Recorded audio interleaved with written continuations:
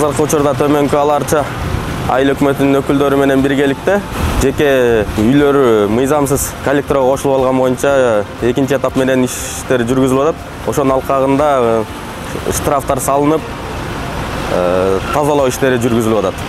Коллектор көчөсүндө жашоочулар ошо саркынды суулар мыйзамсыз төгүлүп аткан боюнча кайрылышкан, ошол боюнча иш алып барып, буга чейин 1 ай мурун эскертүү берилген жашоочуларга. Саркынды жаман суулар бул речкага төгүлүп атат. Ошонун натыйжасында суу лабораториядан текшергенде таза эмес болуп чыкты да суулар. Ошонун себебинен биз азыр бардык демонтаж кылып атабыз трубаларды.